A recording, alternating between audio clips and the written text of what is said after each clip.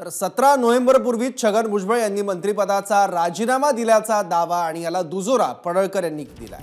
राजीनाम्याबाबत भुजबळांची फसवेगिरी सुरू असल्याचा आरोप दुसरीकडे जितेंद्र आव्हाड यांनी केलाय। मंत्री छगन भुजबळ यांचा राजीनामा हा खोटा असल्याचा आरोप हरिभाऊ राठोड यांनी केलाय। त्यामुळे तीन वेगवेगळे वक्तव्य, त्यातलं एक भुजबळांच्या दाव्याला दुजोरा देणार। 17 नोव्हेंबरचा ओबीसीचा महाराष्ट्रातला पहिला एल्गार मेळावा, या मेळाव्याला येण्याच्या आदल्याच दिवशी त्यांनी त्यांच्या मंत्री पदाचा राजीनामा दिलेला आहे। ज्या लोकांना वाटतं की भुजबळ साहेबांनी राजीनामा दिला पाहिजे त्यांना ही मोठी चपराक आहे, कारण त्यांनी मंत्रिपदासाठी हे सगळं केलेलं नाही। ओबीसींच्या हक्कासाठी लढाईची धमक त्यांच्यामध्ये आहे, ती प्रामाणिकता त्यांच्यामध्ये आहे, त्या नैतिकतेने ते बाहेर पडलेले आहेत।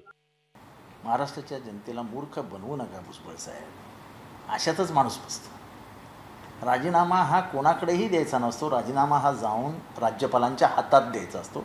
बाहेर येऊन पत्रकार परिषद द्यायची असते की ह्या कारणासाठी मी राजीनामा दिला।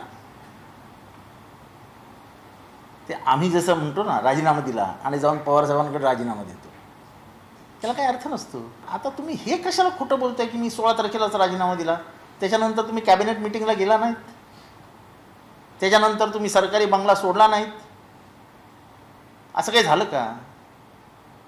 उगाच लोकांना फसवता कशासाठी? लोकांना सगळं समजतं। निश्चितच हा ओबीसी समाज त्याचं स्वागत करेल, आम्ही स्वागत करू, परंतु त्यांनी जो राजीनामा दिलेला आहे त्याच्यात काहीतरी कारण लिहिलेलं आहे। असा राजीनामा देत नसतात, असा राजीनामा राज्यपाल स्वीकारणार नाही आणि त्याला संविधानिक तो दिला नाही। तो काहीतरी प्रेशर टाकण्यासाठी मी माझं मंत्रिमंडळात माझे सहकारी माझ्या मताला सहमती देत नाही आणि म्हणून मी राजीनामा देत आहे, असं कारण देऊन चालत नाही।